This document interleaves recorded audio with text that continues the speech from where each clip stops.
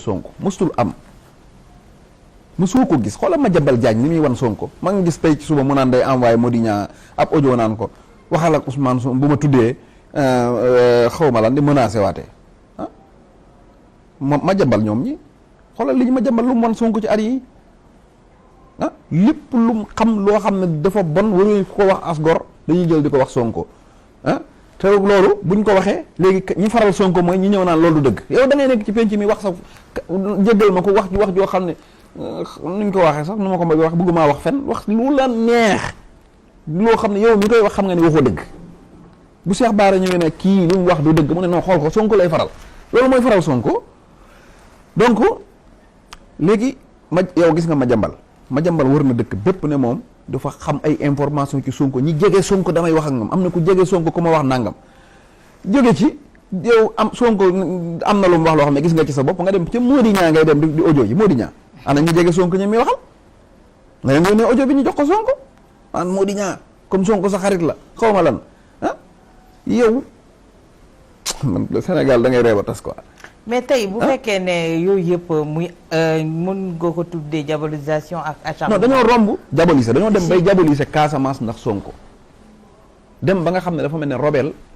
2017 la am Sénégal Sonko xanaa moog Robel yi magante wuñ bi Robel yi di am Casamance ak Sonko daanaka Sonko boobu mi xaleel la bu ndaw te Robel la nangam ak nangam xoolal bi Sonko ne monnaie locale yow waa xombal bu ñu ne woon dañuy def monnaie locale lu ñu leen di wax. mënoo leen ko def parce que seen économie wala nangam loolu lañ leen di wax mais waa Casamance bu ñu nee monnaie locale ñu ne non yéen moom du ngeen nit ñu baax. mais tey am na loo xam ne bëgguma ko sax di wax dama am loo xam ne dafa rafetut dafa jaaduwut te kenn du ko nangu. man de billaahi du ma nekk Sénégal gii ñu jàpp as gor soo xam ne moo leen gën fuuf. mais borom dëj bi mën na jooy dëjëm. mu ngi koy jooy waaye dañ ko koy jooyle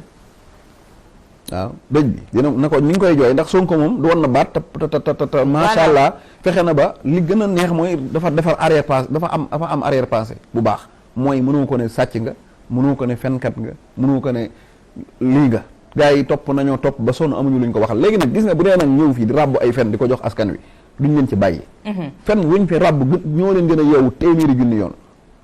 voilà ay Madiambal yi li ñuy dox ñun xam nañ ko lu ñuy dox mais li ñuy def nii façon la pour jàppale Macky Sall rek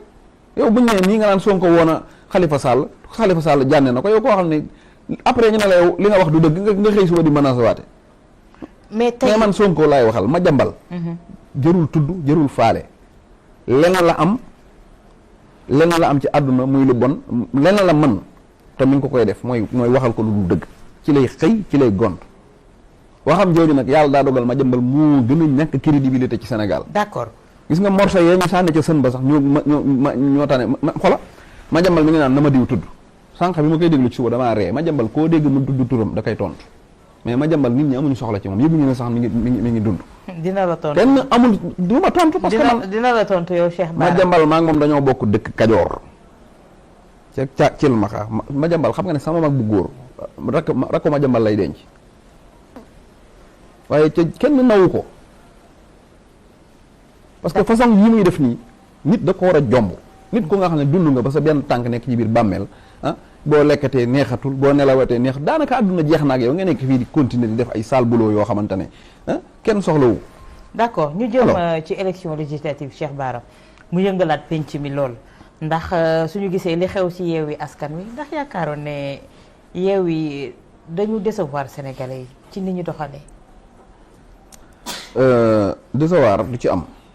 parce que gis nga local ak législatif parti bépp bu def sa investiture ba noppi déggoo xuloo bu ñu demee duñu am ñaari député te lii ma la ko wax bindal denc parti bu la gën a néew xuloo ci investiture am moo la gën a néew ay député parti bu la gën a bëri xuloo ci investiture moo la ëpp député